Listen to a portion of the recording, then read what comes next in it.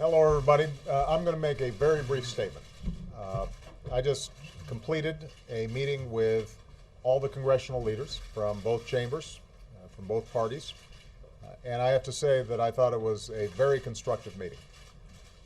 People were frank. We discussed the various options available to us. Everybody reconfirmed the importance of completing our work and raising the debt limit ceiling so that the full faith and credit of the United States of America is not impaired. What we decided was that staffs as well as leadership will be working during the weekend, and that I will reconvene congressional leaders here on Sunday with the expectation that at that point the parties will at least know where each other's bottom lines are, and will hopefully be in a position to then start engaging in the hard bargaining that's necessary to get a deal done. I want to emphasize that nothing is agreed to until everything's agreed to, and the parties are still far apart on a wide range of issues. But again, I thought that all the leaders here came in a spirit of compromise, in a spirit of wanting to solve problems on behalf of the American people. Everybody acknowledged that the issue of our debt and our deficits is something that needs to be tackled now. Everybody acknowledged that in order to do that, Democrats and Republicans are going to be required in each chamber. Everybody acknowledged that we have to get this done before the hard deadline of August 2nd to make sure that America does not default for the first time on its obligations.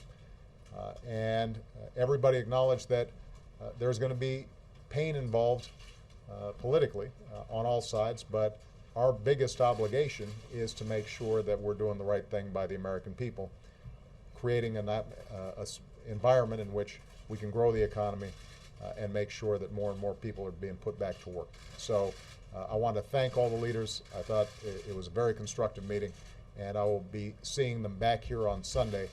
A lot of work will be done between now and then. All right? What are the odds of a deal? What are the odds of a deal?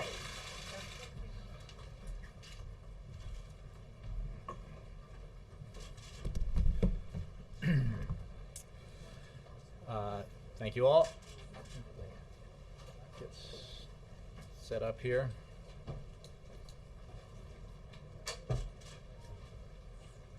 We'll let that be my topper, and I'll go straight to questions. Mr. Feller? Thanks, Jay. The President said that the talks were very constructive, but also that their sides are still far apart on a range of issues. Can you offer any detail at all about what progress was made specifically?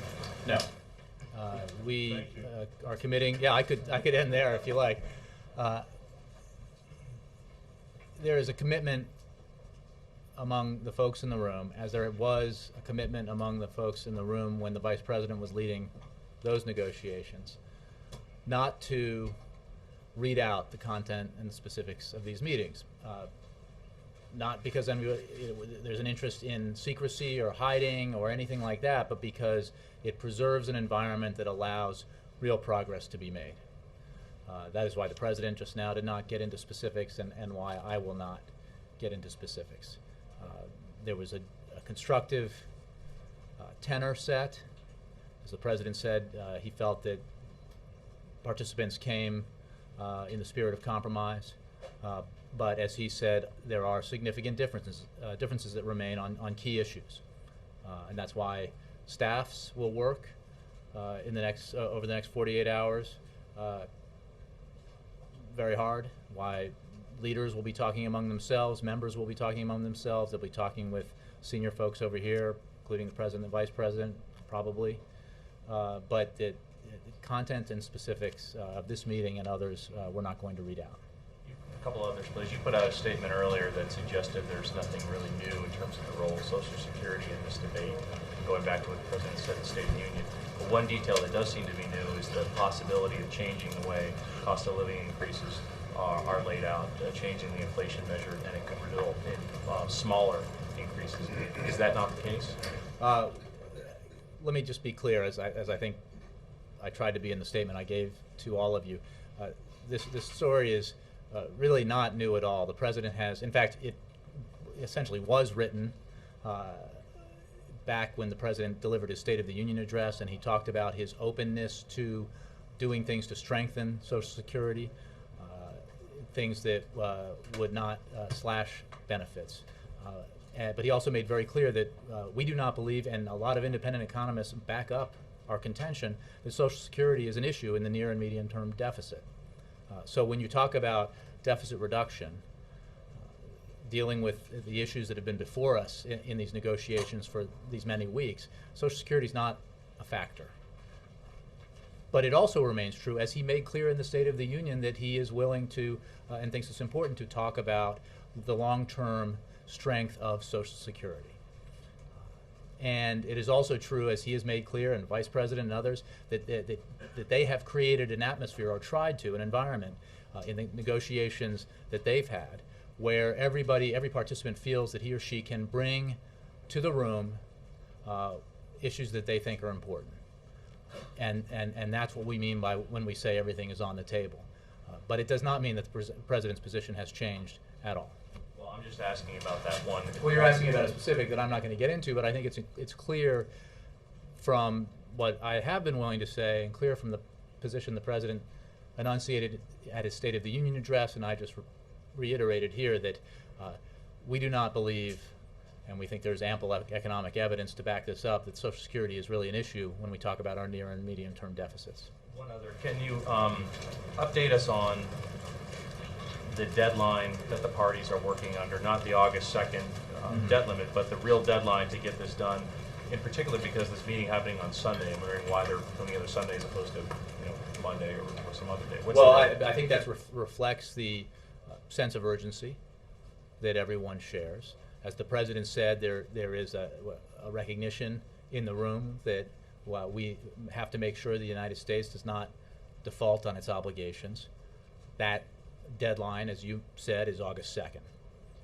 You have to work back from there, and this is a little bit of an imprecise science, but you have to work back from there to allow for what it would take to write and pass legislation that would take care of this issue. So, without putting a date on it, we're in the end game here because of the absolute August 2nd deadline that does represent the point at which the United States could default on its obligations.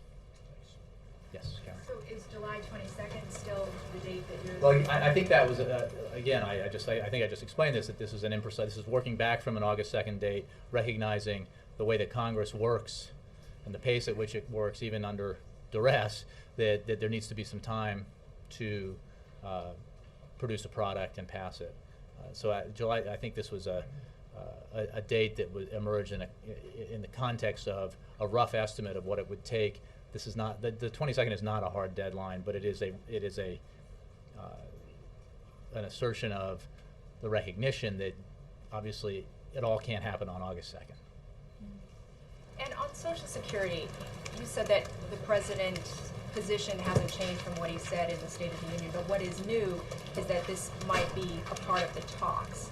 So are you confirming that it's part of the talks What now? I've simply said is that the president and the vice president, in the negotiations that they have led, have created an environment quite consciously that allows for any participant who's there in good faith to bring to the table any issue that he or she thinks is relevant or important. And that means bringing the House Republican budget plan to the table. Obviously, there are elements of that we simply categorically disagree with. But the Ryan plan was brought to the table.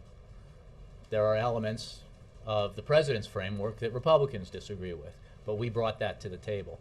Simpson, Bowles, Rivlin, Domenici, Gang of Six, ideas, that sort of thing. So that's what we mean. So it's like to use terminology is different things. Part of the talks are on the table. It's not, we have not ruled anything out as an issue to talk about, but that doesn't change the position that the president takes, or the limits beyond which he will not go on any issue of significance. And just on the progress that he said was made, was there a specific breakthrough at this meeting that has made you optimistic, or was the real progress made over the weekend that laid the groundwork for this? You know, where are things at? There has been a lot of work going on for weeks now, represented in large part by the Biden negotiations, also in obviously meetings between staffs and consultations between various folks. This was another step in that process, an important step to bring the 8 leaders of Congress here in a meeting with the President and the Vice President to further these discussions, because in the end, obviously, and something that has to go through Congress has to have all the leaders engaged. So there's no, again, going back to what I said to Ben, I'm not going to get into specifics, but I can say that there's not a specific breakthrough that happened today, but there was a constructive atmosphere and a recognition that we all need to continue working towards this, and that is why there will be work done in the next several days, and then the President will have the same group back on Sunday. Jay.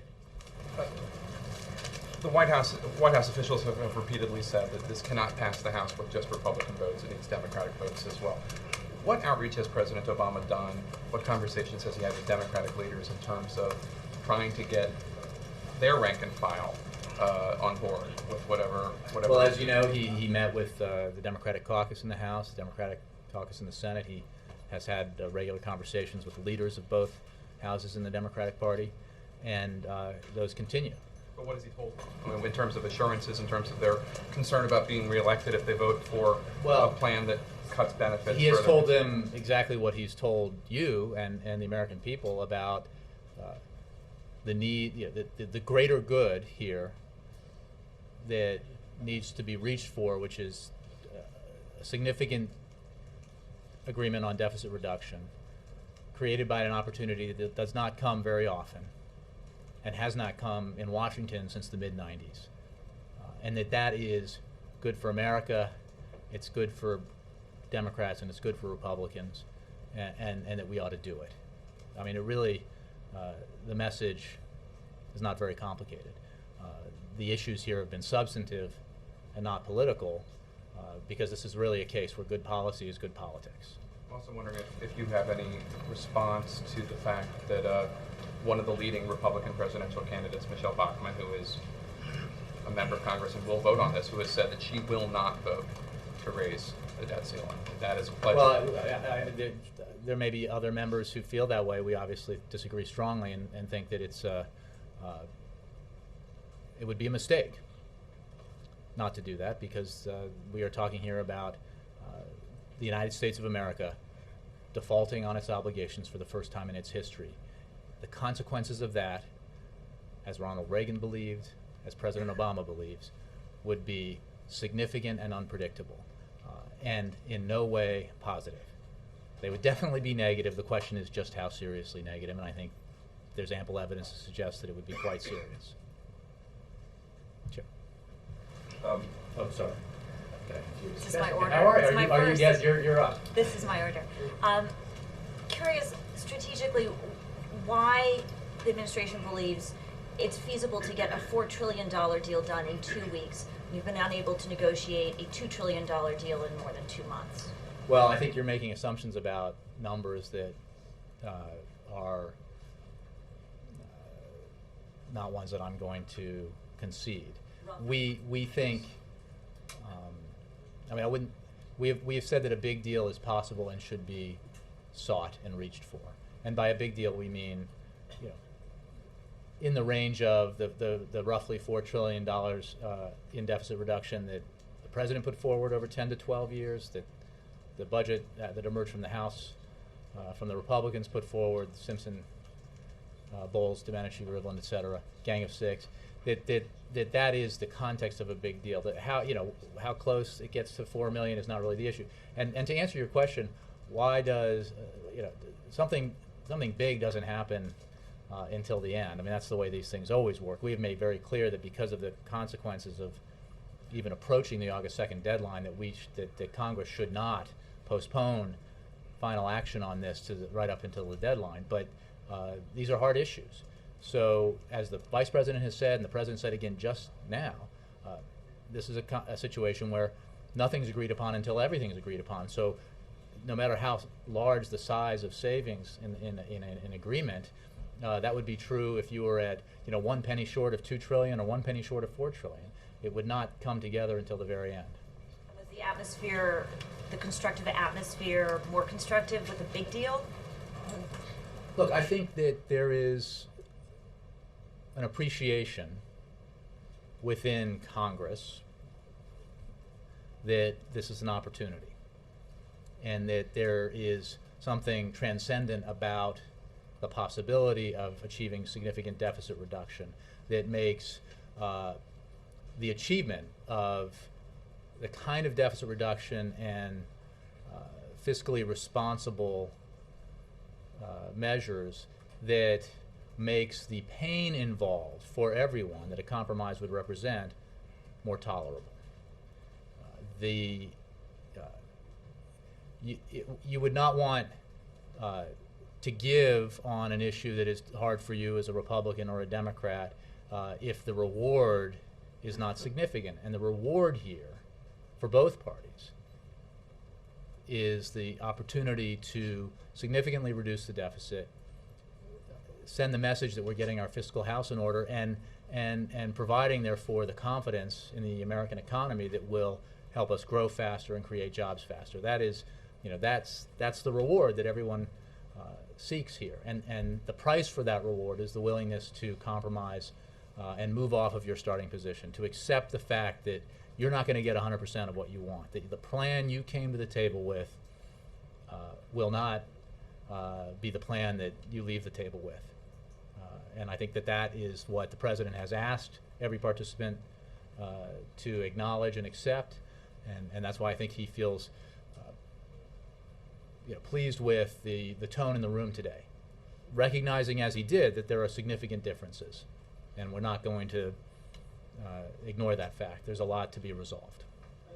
Chip. Yeah, Jay, you said, the President said, everybody says, almost everybody says that everything's got to be on the table, but just this morning, John Boehner said everything's on the table except raising taxes on the American people. Were they still that intransigent in there, and is there any reason to believe that they're going to back down from that hard position? Well, I'm not going to get into specifics about what went on in the room, but I think that there was a constructive atmosphere. A lot has been said, and I'm not going to interpret the words of a member of Congress except to say that everyone recognizes that a significant deal cannot pass this Congress that does not have a balance, that does not take a balanced approach. So to achieve something significant requires balance, requires an acknowledgement in fact and in deed, or an acknowledgement not just in word rather, but in deed, that savings will have to come from discretionary spending, cuts in programs in some cases that Democrats and the President will see as painful but necessary, cuts in defense spending that are significant but protect our national security, cuts in entitlement spending, savings that we can extract to reduce health care costs without putting the onus on seniors or the disabled, and cuts in tax spending. And that's the only way that you can plausibly get to a big deal. It's the only fair and responsible way, and it's certainly the only way that you can get to a deal that will pass this Congress and be signed by this President, if you want a deal that's significant in size. Back on the question. So if they don't back off that position, there's no deal. There's a lot of positioning that takes place, and I mean this broadly, not in reference to a single member or a single statement. And then there is the reality of what everyone recognizes has to take place in order to achieve a significant deal. On the tone, it was just yesterday that the President suggested the Republicans were using the debt limit as a gun to the head of the American people to extract tax breaks for corporate jets and with the oil and gas industry. I take it his tone Well, he was different today. suggested that some have that approach. Those who would not vote to raise the debt ceiling either under any circumstance or without the success of their absolutist position, which is impossible, therefore they won't vote to raise the debt ceiling. So that is, in essence, holding a gun to the head of the American people, because, I mean, make no mistake, the specific consequences of default may be unknowable or unpredictable, but we know they will be seriously negative, and they will have an impact directly on the American people. They will have an effect on growth, they will have an effect on job creation, they will have an effect on interest rates very quickly. And the uncertainty created even by approaching that deadline will have negative consequences. So I think that's what the president meant. I know that's what the president meant. But that does not mean that, I mean, the fact that some people hold that view or take that position does not mean that a majority of Congress or even a majority of one party holds that view. But were there, last question, were there contentious or tense moments in there today? It was a very constructive atmosphere.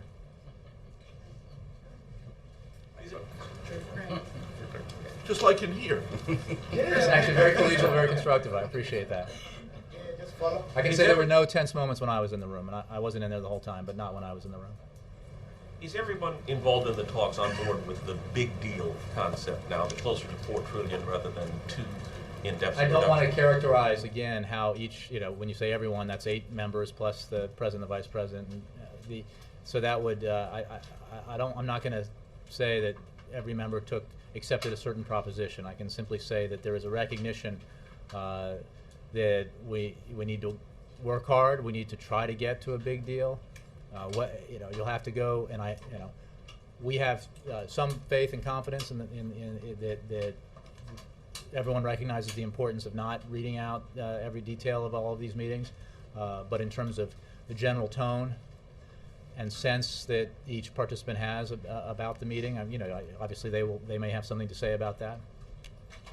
All right, we'll move away from the meetings themselves and talk about the president's proposal, which, as I understand, was $4 trillion over 12 years. Some criticism that the majority of the cuts are backloaded in the last 2, so that a 10-year time frame for the president's proposal is unworkable. In what sense? In that you would not even come close to the number of even half the $4 trillion. Well, I'm not sure. Over It's been a 10 while years. since I had the details of the president's framework on the tip of my tongue, but I don't think that's accurate actually. But the president's framework represents $4 trillion in savings over 12 years. There is significant savings in the president's framework in 10 years. I had also said, I think, and I made quite clear, that nobody's framework, nobody's plan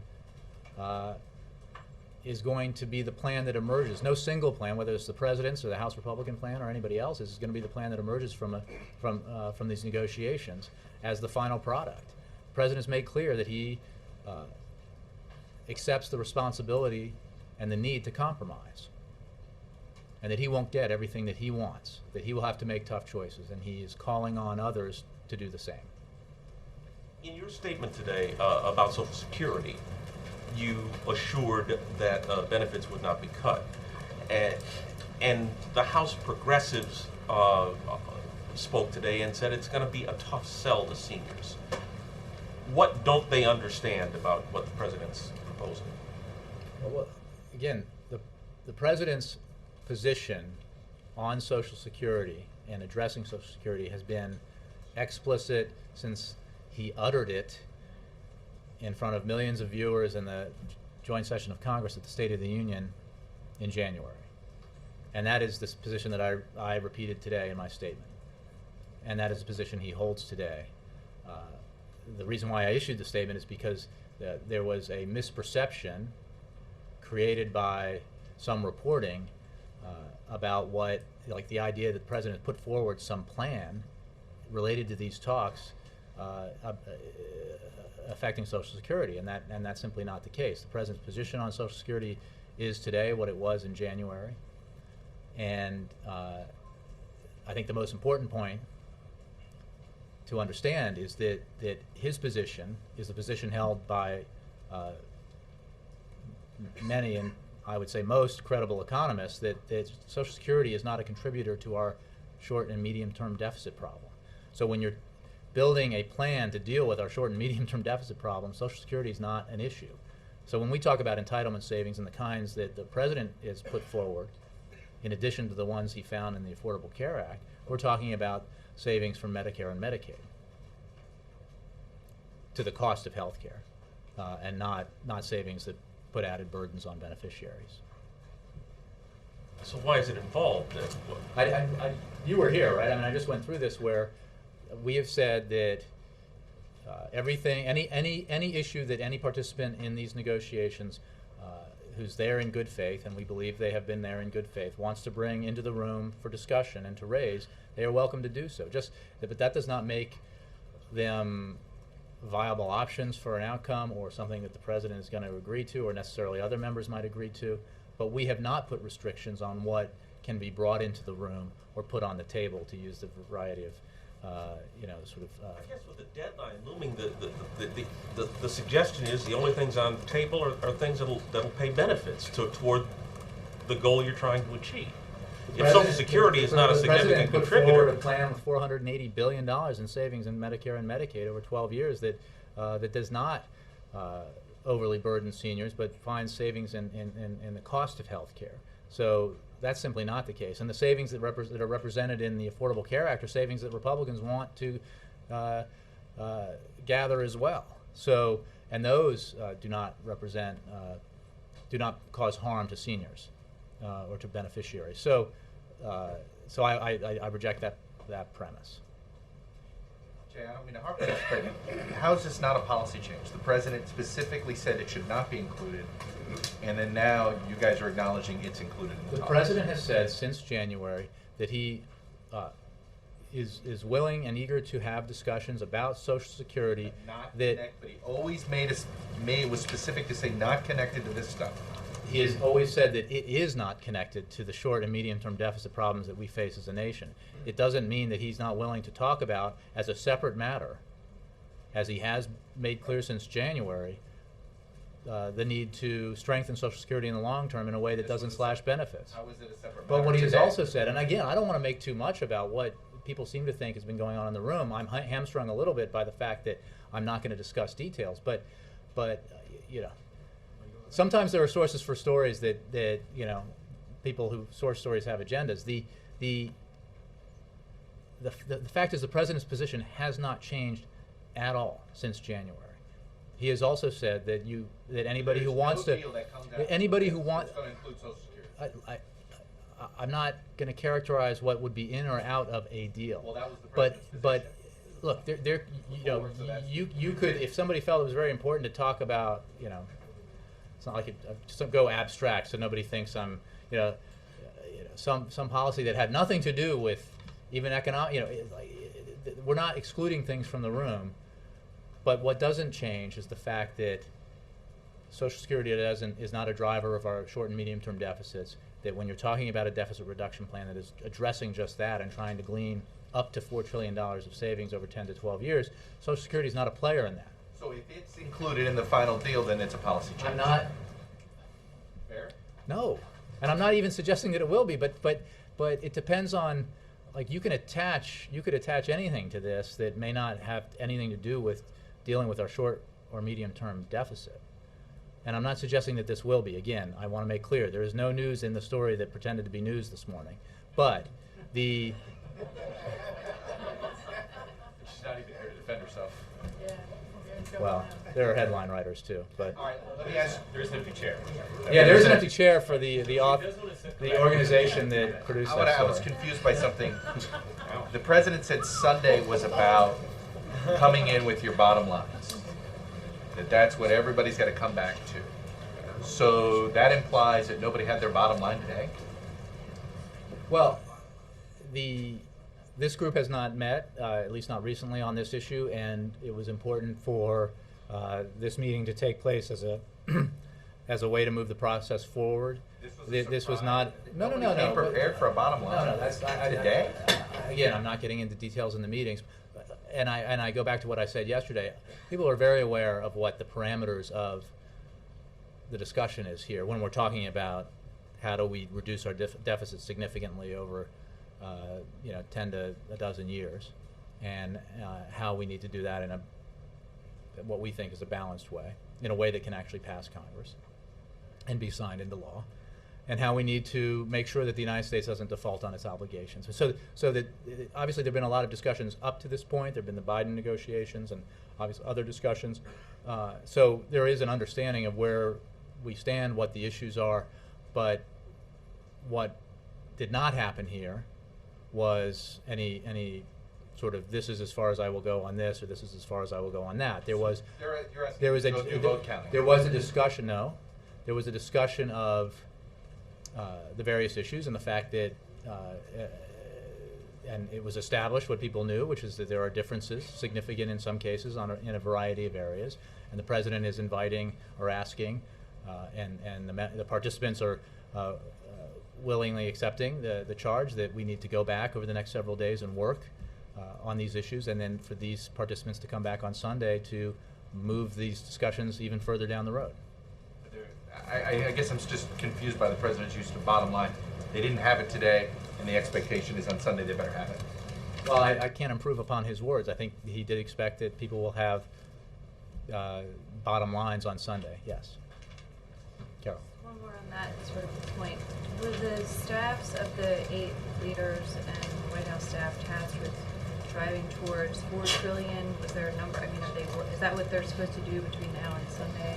I think we shouldn't get hung up on a specific number, just because this is a bit like a jigsaw puzzle, and to go to the context of what's in the room and what's not. I mean, if the puzzle is 60 pieces, but there are 100 pieces on the table, and you have to find the pieces that all fit together, and then add them up if they all have values, and whether that's, what we're looking for here is a significant deal that goes significantly beyond sort of the lower dollar figures that we've talked about, and gets you in the range of, not necessarily hitting or precisely, slightly below, but gets you in the range of what everyone has talked about as a significant deal.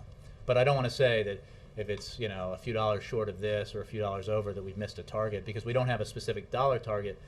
Bigness is our target. Comprehensiveness and balance are our targets, yes. And then in the next 48 hours, does the president plan to do anything personally to reach out to Democrats and sort of walk them to and bring them along? He will participate and I'm sure have discussions with folks involved in this process. Is there anything that he's already announced? I have nothing, on a schedule to announce to you, but I think he said and that everybody in that room will be engaged in this in the 2 days before we get to Sunday, and then obviously in the meeting on Sunday. Part of his job as leader of the party to bring the party along. To talk to, he sees it as part of his job as president to talk to lawmakers on both sides, and also obviously to talk to Democrats. Yes. Jay, when the president says there'll be political pain involved, can you tell us will it be equally distributed pain? What the threshold is pain? What medications might alleviate the pain? Is there any medication that'll alleviate the pain? Rather relieve the pain. Look, I think again that we're talking about pain can sometimes be psychological and not physical, and it can be perceived pain, but every politician knows his or her own politics best. So it's not for him to say or the vice president or others to tell one elected official what he or she can tolerate. What they can say is that everybody should be willing to accept some discomfort, if you will, so that everyone has some skin in the game. Everyone is willing to move off of their desired position, their perfect outcome, and accept a less than perfect outcome because it will result in a bigger deal, and then that then alleviates some of the pain, because Americans, I think, overwhelmingly expect Washington to work for them, and they're more concerned about that than they are about the specific issues that animate different constituencies and the two parties. Yes. So back to Social Security, just to be clear, you said the president wants to strengthen Social Security, but the CBO says that changing the inflation adjustment measure would reduce spending on Social Security by 1.2% over 10 years. So I just want to be clear, how is it strengthening it? Why is it still on the table if indeed it would actually reduce Social Security benefits? Well, again, you're making assumptions about what's being discussed here that I don't want to acknowledge by answering the question without prefacing it the way I just did. But I will go back. I mean, I could have taken this question 3 months ago in relation to the President's State of the Union address. We do not think Social Security is, and there's ample evidence to back us up here, that Social Security is a driver of our near and medium-term deficit problems. As with all of these entitlement programs, there are issues in terms of long-term strength. And the President is interested in strengthening Social Security for the long term in ways that preserve the promise of the program and don't slash benefits. So we're talking about preserving and enhancing its long-term solvency in ways that do not that preserve the integrity of the program and doesn't slash benefits. I mean, I think that I'm not going to get into line items and how you achieve that, and not if not answering this question in the context of what is or isn't on the table in these negotiations, but just as a matter of fact, in terms of the President's position that he took in the State of the Union address these many months ago. So the inflation adjustment measure is off the table because it would slash benefits, right? I'm not going to talk about individual items about the President's policy that he enunciated back in January. And will eligibility age and other parts of Social Security be on the table? I'm not, again, broadly, without addressing the specific question, the President and the Vice President created an environment in these negotiations where they have they've told everybody that that there are no preconditions about what you can or can't bring into the room and raise for discussion. I mean, if you're on the presumption that you're there in good faith to talk about issues that you think are important as part of this discussion. So I don't want to. It does not behoove us to say something's on or off the table, something can or cannot come into the room. But what gets into the room doesn't necessarily emerge from the room. What does slash mean? Haven't you got a dictionary app on your iPhone? It's a word that you use instead of cut. Slash is, I think, quite clear. It's slash. It's like that. It's a significant whack. So, I'm not going to put a numerical figure on it. So it means a significant cut. I think slashing is a pretty. It's not the same thing sharp, as cut. The point is, it's not the same thing as cut. It's slash. And I don't mean the guitarist. A pledge to not slash benefits is not the same thing as a pledge to not cut benefits. I'm not. Again, we're talking about a policy enunciated by the President back in January, and that is. You guys have chosen. No, I get that, and we did choose it, and the President used it, but I'm not here to negotiate the semantics. Just so everybody understands, when you say slash, you don't mean cut. We have said that that to address the long-term solvency of the problem, of the program, because this is not an issue that drives short or medium-term deficits. That we would look, the President is interested in looking at ways to strengthen the program and enhance its long-term solvency that protects the integrity of the program and doesn't slash benefits. Which is not the same thing as not cutting benefits. Jay, can I get a clarification? You keep saying that it's in the talks because anybody can bring anything up. Are you suggesting Social Security is a topic of the conversation, not because the President made one, but because somebody else did? Can I just say that I'm just not going to talk about the contents of the conversation. All I'm saying is the story today, way overwrote a simple fact that has been true since January, which is the President is willing to and interested in talking about ways to strengthen Social Security in the long term, and then separately, but in a related way because of the nature of the story, we have also not put any bars on the door to disallow issues that people want to bring into the room.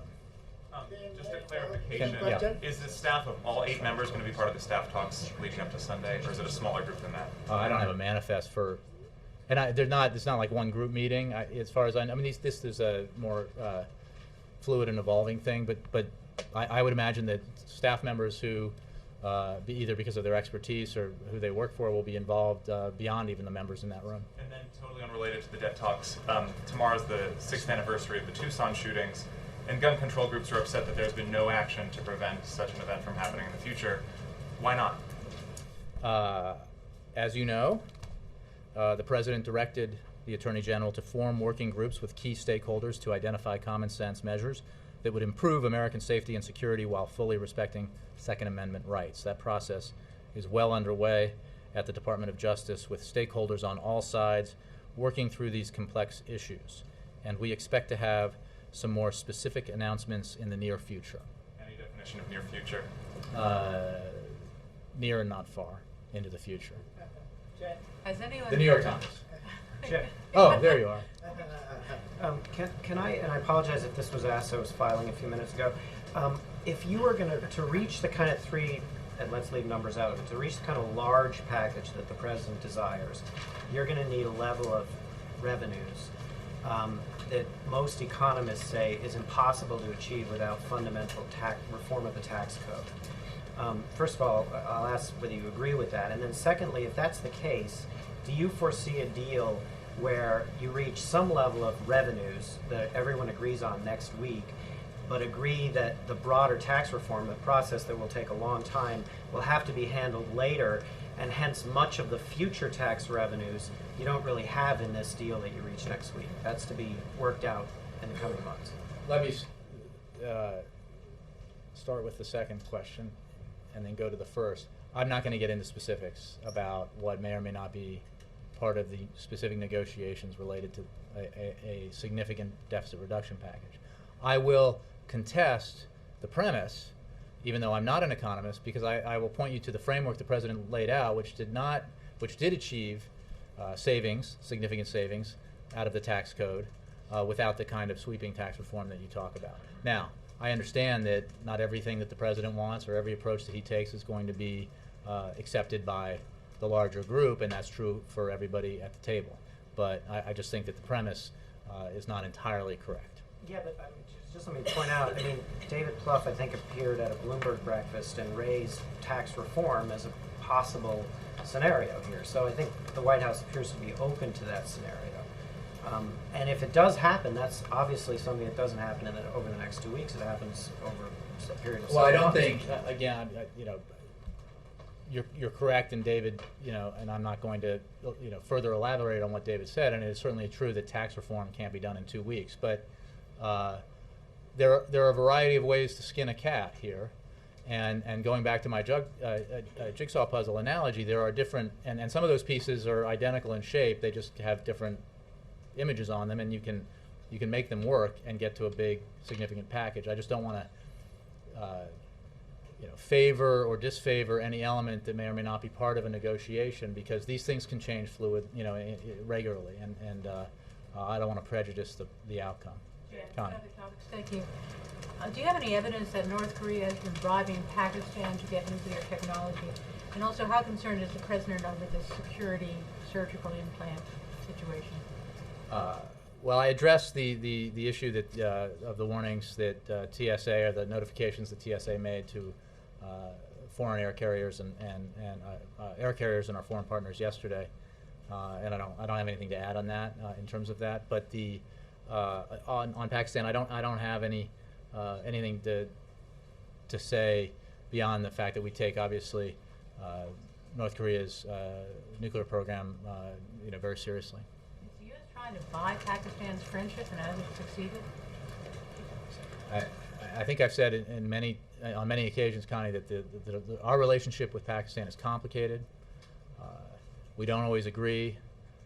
It is not always perfect, but it is significant and important. And it is significant and important because it helps us protect the United States of America, protect the United States citizens and assets abroad, as well as our allies. And that Pakistan has been an important partner in our effort to disrupt, dismantle, and ultimately defeat Al-Qaeda, and continues to be so. So that's why we continue to work on that relationship.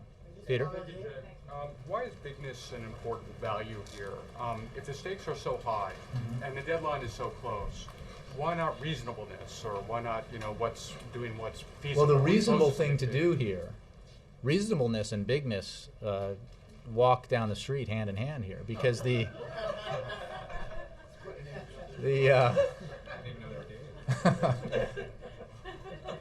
TMZ, but but seriously, the reasonable thing to do here is be willing to accept less than your ideal outcome, because you acknowledge that the only possible outcome, if you hope to achieve something significant, is a compromise. And bigness is important because the opportunity to do something this significant does not present itself very often. The stars in some ways have aligned here because of the circumstances of the economy, the dynamic in Washington, the recognition by members of both parties that of what the problem is in a very real sense. There's not, often you get a situation here where one side thinks something is a very, very important issue and a big problem and that needs to be solved, and the other side doesn't even accept the premise that there's a problem, and that's just not the case here. So, we saw this last in the mid-'90s when a Democratic president and a Republican House and Senate were able to come together and achieve a significant deficit reduction and actually a balanced budget that created, and I'll go down memory lane here, that created significant surpluses as far as the eye could see, and that disappeared in the previous decade, or in the decade after that rather, because of some decisions made to put a lot of stuff on a credit card without paying for it. And now we're in the situation where we have very significant deficits, growing deficits, and a much larger debt. We got to deal with that, and we have the opportunity to deal with it. And the president feels very strongly that leaders were elected to lead. And leading is not always a comfortable thing to do. It's easy to tell everyone in your party or your constituency exactly what they want to hear. What's hard to do is to say, we have to make tough choices, and I'm going to do this because it serves the overall good. In this case, the overall good is significant deficit reduction that strengthens our economy and helps us create jobs. Carrie. JetBlue, I believe I think other Speaking of the mid-'90s. Speaking of the mid-'90s, have said that in regards to Social Security, that conversation had to happen on a parallel track because there was a opposition to using anything for Social Security for deficit reduction. So if you consider the adjustment to cost of living for Social Security beneficiaries, is there a commitment or desire by the president to make sure that money is kept to shore up Social Security, not as part of the broader package? Is that I'm not going to. It's a well put question, but I'm not going to go down the road any further in discussing a hypothetical about what strengthening a Social Security program might look like if that were indeed addressed in any near time period. The president is interested in doing that for the reasons I've laid out. We feel very strongly and have a lot of economic evidence to back it up that it is not an issue when it comes to our near and medium term deficit. So, but that doesn't mean he's not interested in doing it. Would you agree, though, that would be a shift by the administration, though, if you don't adhere to what your top aides have been saying for months, that it needs to be parallel and kept not used for deficit reduction? It seems like there's some. Well, we don't think that there is an issue here in terms of short and medium term deficit problems created by Social Security. But I'm not going to get into the specifics of what strengthening a Social Security program would look like any more than I'm going to get into specifics of what the ultimate jigsaw puzzle when it comes together will look like, because the jigsaw masters are putting it together. John, Christopher, how are you? Just great, Jay. Thank you for asking. Change the topic a little bit. The president is sending a distinguished delegation to the Republic of South Sudan, including Ambassador Rice, Donald Payne, former Secretary of State Colin Powell, etc., many other distinguished individuals. They'll be there to attend a ceremony on Saturday to mark the birth of a new nation. In light of the reports of violence perpetrated by the North on the South, how optimistic is the president that this new nation and its independence from the North will actually mean peace for the people and an end of the violence? Well, we're very hopeful, and we think that the peaceful transition to independence for South Sudan is a major milestone on the path to a more peaceful and prosperous future for both Sudan and South Sudan. Now, we've made clear that We call on a cessation of violence, about some of the violence that we've seen recently. But in the days and the months ahead, the leaders of Sudan and South Sudan will need to work together to prevent violence and ensure that any isolated incidents do not cause wider instability or threaten a peaceful future for the citizens of these new nations. So we monitor these things, but we do believe that this is a moment that's significant, the creation of a new nation that creates the opportunity for a more peaceful and prosperous future for both nations. Has this administration been involved in any of the talks regarding the UN peacekeeping groups that will stay on afterwards or throughout this period? I would direct that to to Ambassador Rice's office. We have been very engaged in this issue, so I would hazard a guess that the answer is yes, but I would not go with that. I would check with our mission to the UN. Thank you, Jay. Thanks, Jay. Last one, Richard. Jay, the President said that there was agreement on August 2 as a hard deadline in this meeting. Is that considered something new? Had all the parties not agreed that August 2 should be it? Is that I don't know that all the parties in the room had not agreed to it, but again, they hadn't all been in a room together and had that discussion. So I think it's important that as a starting point, everyone acknowledged that that was a hard deadline, that the analysts who do this at the Treasury Department are basing it on very hard data that they crunch and they analyze, and it's simply an inescapable fact that on August 2nd, without a vote to raise the debt ceiling, we will be in arrears. And on bigness, is the President no longer thinking that 2.4 or something in that range would be a deal worth taking? Look, there are things we can do. There are outcomes we can do that would be an accomplishment, would represent an accomplishment. But then there is something we could and should do, which is bigger, because it will represent a substantial achievement and accomplishment as opposed to a more modest one, and that the payoff for that in some ways is larger even than the increase numerically in the size of the package, because of the confidence it instills, the potential for a significant package to have truly lasting impact on the size of our national debt as a ratio of GDP and that sort of thing. So it's not that something less than that couldn't be achieved. It's that the President believes this opportunity has to be seized because something bigger can be achieved. Just the last quick follow on Mark's question on taxes. Is it possible that what you're looking at in terms of bigness is throwing tax reform in and not throwing the specific taxes in? That just like appropriations, you're going to have some agreement on taxes, but push all the details to the tax writing committee? Yeah, I'll go back to what I said at the beginning, that I'm not going to get into the specifics of what may or may not be being negotiated. I will say that there are lots of pieces to the puzzle, and some of them could be used and others may not be. And what's in the puzzle today may not be in tomorrow.